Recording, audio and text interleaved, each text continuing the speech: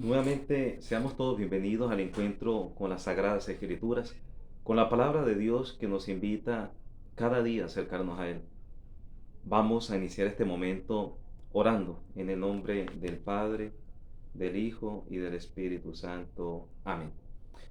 Padre de bondad y de amor, en este día que nos regalas, hoy jueves sacerdotal, jueves eucarístico, Dios mío, te alabamos y te bendecimos, Señor, por el don grande de la Eucaristía. Gracias, Dios mío, por el sacramento admirable de la Santísima Eucaristía que nos acerca a ti. Es tu cuerpo y es tu sangre, Señor Jesús.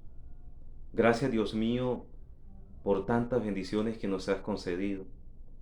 Gracias, Dios mío, por todo lo que has hecho por nosotros, por las cosas maravillosas que has hecho en la humanidad, en nuestras vidas, en nuestras familias y en nuestras comunidades. En este día, hoy jueves sacerdotal, queremos colocar en tus manos, Señor, la vida del Papa León XIV. Cada día fortalécelo en la fe, Señor, a todos los obispos, a los sacerdotes, todas las vocaciones a la vida sacerdotal, religiosa, a todos los laicos, Señor, a cada una de nuestras familias. Te pedimos humildemente, Espíritu Santo, que nos regales el don de la sabiduría. Permite, Dios mío, que escuchando tu palabra, entendiéndola, comprendiéndola, podamos, Dios mío, a ejemplo de la Santísima Virgen María, guardarla aquí en nuestro corazón, en nuestra mente, podamos enseñarla con nuestras palabras, con nuestros labios, pero sobre todo, Señor, podamos practicarla y de esta manera ser testimonio de tu amor. Te presento, Señor, a todos los enfermos. Te presento, Señor, a cada uno de nuestros familiares. Bendice, Señor, a cada uno de ellos, bendícelos y ayúdanos, Dios mío, a amarte cada día más. Amén. Llénanos de ti, Espíritu Santo. Dirige nuestros pensamientos, palabras y acciones. Amén. Espíritu Santo, ilumínanos y santifícanos.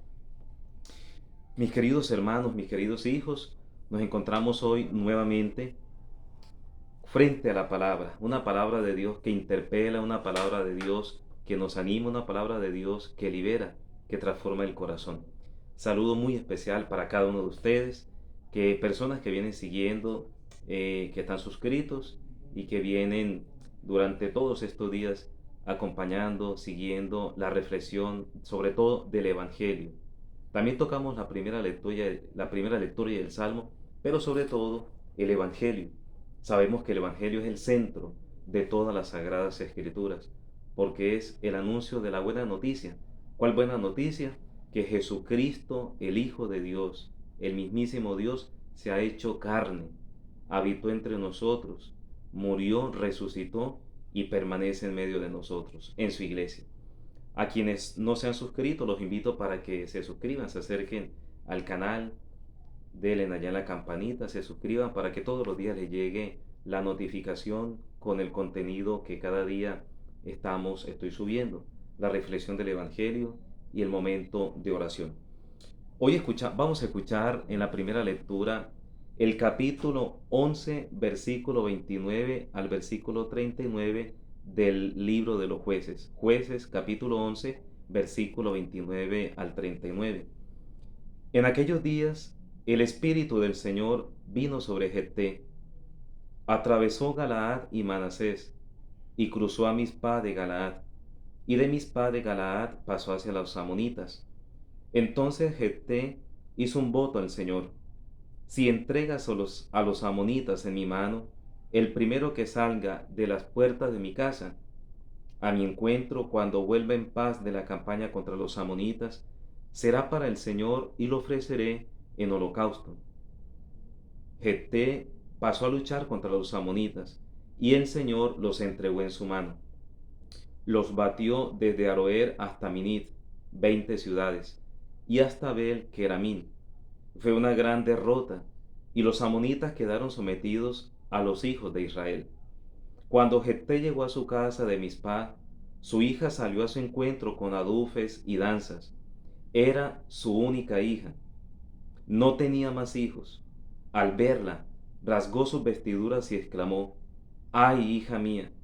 Me has destrozado por completo y has causado mi ruina. He hecho una promesa al Señor y no puedo volverme atrás. Ella le dijo, Padre mío, si has hecho una promesa al Señor, haz conmigo según lo prometido, ya que el Señor te ha concedido el desquite de tus enemigos amonitas. Y la joven le pidió a su padre, concédeme, concédeme esto, déjame libre 2 meses para ir vagando por los montes y llorar mi virginidad con mis compañeras. Jefté su padre le dijo, vete hija, y la dejó ir 2 meses. Ella marchó con sus compañeras y lloró su virginidad por los montes. Al cabo de 2 meses volvió donde estaba su padre, que hizo con ella según el voto que había pronunciado. Ella no había conocido varón. Palabra del Señor, palabra de Dios. Aquí estoy, Señor, para hacer tu voluntad. Dichoso el hombre que ha puesto su confianza en el Señor y no acude a los idólatras, que se extravían con engaños. Aquí estoy, Señor, para hacer tu voluntad. Tú no quieres sacrificios ni ofrendas, y en cambio me abriste el oído. No pides holocaustos ni sacrificios expiatorios. Entonces yo digo, aquí estoy. Aquí estoy, Señor, para hacer tu voluntad. Como está escrito en mi libro, para hacer tu voluntad. Dios mío, lo quiero, y llevo tu ley en las entrañas. Aquí estoy, Señor, para hacer tu voluntad. He proclamado tu justicia ante la gran asamblea. No he cerrado los ojos, Señor, tú lo sabes. Aquí estoy, Señor, para hacer tu voluntad. Tomado del Evangelio según San Mateo en el capítulo 22, versículos del 1 al versículo 14. En aquel tiempo, Jesús volvió a hablar en parábolas a los sumos sacerdotes y a los ancianos del pueblo, diciendo, el reino de los cielos se parece a un rey que celebraba la boda de su hijo. Mandó a sus criados para que llamaran a los convidados, pero no quisieron ir. Volvió a mandar otros criados encargándoles que dijeran a los convidados, tengo preparado el banquete, he matado terneros y reses cebadas y todo está a punto, vengan a la boda. Pero ellos no hicieron caso. Uno se marchó a sus tierras, otro a sus negocios. Los demás agarraron a los criados y los maltrataron y los mataron. El rey montó en cólera, envió sus tropas que acabaron con aquellos asesinos y prendieron fuego a la ciudad. Luego dijo a sus criados, la boda está preparada, pero los convidados no se la merecían. Vayan ahora a los cruces de los caminos y a todos los que se encuentren, llámenlos a la boda. Los criados salieron a los caminos y reunieron a todos los que encontraron, malos y buenos. La sala del banquete se llenó de comensales. Cuando el rey entró a saludar a los comensales, reparó en uno que no llevaba traje de fiesta y le dijo, amigo, ¿cómo has entrado aquí sin el vestido de boda? El otro no abrió la boca. Entonces el rey dijo a los servidores, átenlo de pies y manos y arrójenlo fuera a las tinieblas. Allí será el llanto y el rechinar de dientes, porque muchos son los llamados, pero pocos los escogidos. Palabra del Señor. Gloria a ti, Señor Jesús. Padre, gracias porque con tu Espíritu Santo descubrimos, admirados, la centralidad del misterio pascual de Jesucristo como único sacrificio agradable en tu presencia. Que nos entreguemos a los hermanos con generosidad, buscando su bien, luchando por la justicia y la paz. Amén. A la luz del Evangelio que escuchamos hoy, en este día que Dios nos permite celebrar, hoy jueves sacerdotal, y teniendo muy presente la primera lectura del libro de los jueces, en este capítulo 11, hoy jueves 21 de agosto, jueves sacerdotal, jueves eucarístico. Nos dice el Señor, la lectura nos dice hoy el Evangelio, que Jesucristo se dirige en parábolas a los sacerdotes, a los sumos sacerdotes y a los ancianos del pueblo. Dos instituciones, porque los sumos sacerdotes tenían voz y voto. Recordemos que en ese caso estaban Anás y Caifás, pero uno de los dos estaba de turno, pero estaban los dos. Los dos representan autoridad religiosa, poder político religioso. Pero por otra parte está otra institución que es la institución de los ancianos. Los ancianos eran los concejales del pueblo de Israel. A ellos se consultaban, ellos proponían, ellos escuchaban, aprobaban o desaprobaban ciertas actitudes o ciertas personas del pueblo o fuera de él. El caso es que tanto los sumos sacerdotes como los ancianos son dos instituciones fuertes y lo fueron en el tiempo de Jesús. Se dirige a estos dos grupos con una parábola. Y la parábola nos presenta varias figuras que simbolizan y tienen un sentido muy profundo. Primero, hay un rey. Hay un rey que tiene un hijo. Ese hijo se va a casar y ese hijo ya tiene todo preparado porque su padre, el rey, lo amaba. En este caso concreto, habiendo recibido la boda, pues todo está a punto. Ya está todo preparado. Ya estaban los invitados. Pero la gente no llega. Los invitados no llegan a la boda. El rey manda a los criados y ocurre tres cosas. Unos dicen que están ocupados, que están en sus tierras ocupados. Otros dicen que no pueden asistir porque tienen que estar pendientes de los negocios. Y otro grupo, que es el grupo que más grave, porque es el grupo que maltrata y terminan asesinando a aquellos servidores, a los criados que van en el nombre del rey a invitarlos a la boda. Entonces el rey, después que ve la negativa de esta respuesta bastante negativa, el rey le ordena a los criados que vayan por las calles e inviten a todo el que encuentre, a todos, ricos, pobres, bonitos, feos, a todos. Están invitados a la boda. Pero cuando comienza la fiesta, cuando comienza en sí el banquete, el rey, dice el Evangelio de Mateo, reparó, es decir, se dio cuenta de que había uno que no llevaba el traje de gala. Es decir, que lo más mínimo era al menos que llevaran el traje de gala, el traje de fiesta, estar preparados era lo mínimo. El rey no había colocado más condiciones. La única condición, aunque el Evangelio no dice la parábola que el rey mandó a decir que debían colocarse un traje de gala, ya todos los judíos, si vamos a la cultura judía, sabían, al igual que hoy. Cuando nos invitan a una fiesta, uno no va con la peor ropa, uno va bien presentado, bien, oliendo rico, bien presentadito.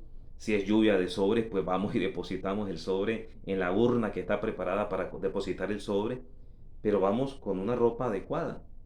¿Cierto? Si vamos a ir a un paseo, si vamos para el río o para piscina, pues vamos de acuerdo a la ocasión. En este caso, el rey no necesitaba decir que tenían que ir preparados con un vestido. Además, no se está pidiendo que fueran, o no se dice, en el Evangelio de Mateo, no se dice que fueran preparados con el traje más costoso. No, no, no, no. Un traje acorde al momento. Y el rey se da cuenta de que hay uno que no lleva el traje. Y dice el Evangelio de Mateo literalmente que el rey le dijo a aquel hombre, amigo, ¿cómo has entrado aquí sin el vestido de boda? Y miren, escucha lo que dice el Evangelio. El otro, es decir, el que iba sin el vestido adecuado, no abrió la boca, no abrió la boca. Es decir, la conciencia de él le decía que había hecho mal, o sea, que no se preparó, no se preparó. Y termina diciendo el Evangelio, muchos son los llamados, pero pocos los escogidos. ¿Qué les está tratando de decir Jesús a los sumos sacerdotes, a los ancianos y a nosotros? Porque no nos quedemos viendo el Evangelio como si fuera un acto del pasado, un hecho que ocurrió hace 2000 años atrás. No, porque es que la Sagrada Escritura, la palabra de Dios escrita, es siempre una palabra, es una palabra actual. ¿Qué les quiso decir Jesús con esa parábola a los ancianos, a los sumos sacerdotes y a nosotros, hoy, cristianos del siglo XXI? Mis hijos, primero que debemos abrir el corazón porque Dios nos está invitando todos los días. El banquete, el más grande de todos, es la Sagrada Eucaristía. Es el banquete más grande de todos. También vamos al banquete cuando nos acercamos a las Santas Escrituras, cuando nos acercamos a escuchar la palabra de Dios, cuando la leemos, cuando vamos a la misa. La primera parte, recordemos que la Eucaristía no es que esté dividida, sino que la Eucaristía está, mm, digamos, está establecida en dos momentos. El banquete de la palabra, escuchen bien, banquete de la palabra y el banquete de la Eucaristía. Luego, el banquete de la palabra es una antesala de lo que viene más adelante en la Eucaristía. El banquete de la palabra, como su nombre lo dice, es un momento de gozo, de fiesta, pero también hay que estar preparados. Y estar preparados significa estar en comunión con Dios, significa orar, significa pedirle al Señor que nos dé su luz, porque no podemos caer en la soberbia de decir que, no, yo lo entiendo.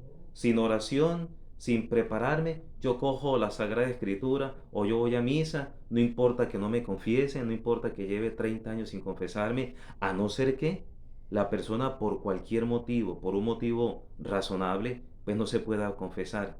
Ahí sí, hay personas que van a misa, no comulgan, pero muchas veces ellos que no comulgan son los que más se preparan más y mejor para recibir el banquete de la palabra y el banquete de la Eucaristía. Hoy escuchamos nosotros en el primer libro de los jueces que venimos escuchando durante estos días atrás, que hemos iniciado el lunes.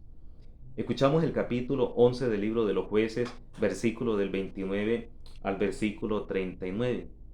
Y vemos nosotros cómo Jefté, que es uno de los jueces de Israel, uno de los jueces que sirvió a Dios y que en el nombre de Dios, con la fuerza del Espíritu Santo, defendió al pueblo de Israel contra los amonitas. Los amonitas querían apoderarse no solamente de los bienes materiales del pueblo de Israel, sino que los amonitas querían exterminar al pueblo de Israel.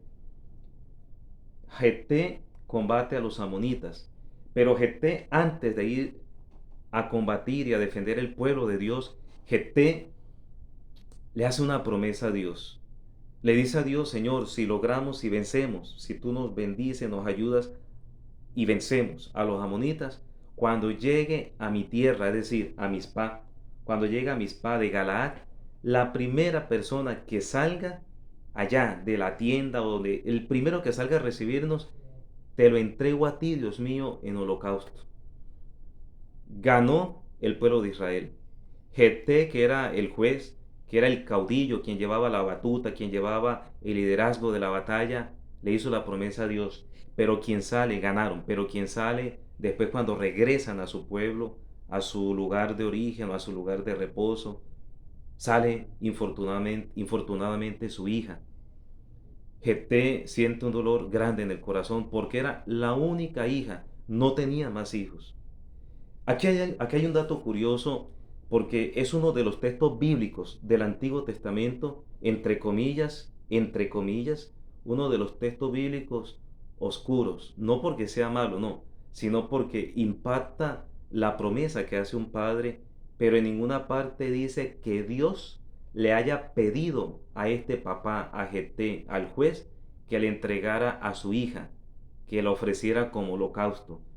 Quienes ofrecían a los niños, a los jóvenes, eran otras culturas: los filisteos, los amonitas, los hititas, los pereceos, los jebuseos, los cananeos ofrecían lastimosamente a niños, y a jovencitas, jóvenes, se lo ofrecían a los dioses, a las Astartés, a Baal, al dios Baal, dioses inventados obviamente. Pero aquí llama la atención eso. El primer libro de los jueces, aunque no dice que Dios aprobó o desaprobó esa promesa, pues el autor deja un espacio en silencio, porque si leemos no se menciona más nada. Es decir, hay una promesa y Jefté al parecer la cumple, pero el autor sagrado, cuando escribe, deja un silencio. Sabemos nosotros que Dios condenaba, ya desde el tiempo de Jefté y antes de él, condenaba el holocausto de los niños, es decir, que asesinaran a un niño o a un joven para ofrecerlo en sacrificio a los dioses. ¿Y cómo iba a permitir Dios que ofrecieran a la hija de un juez, a una jovencita que pertenecía al pueblo elegido, al pueblo de Israel? Eso Dios no quiere la muerte de ningún ser humano, no quiere que ningún ser humano muera de esa manera. El proceso natural de la vida es que nosotros nos enfermamos.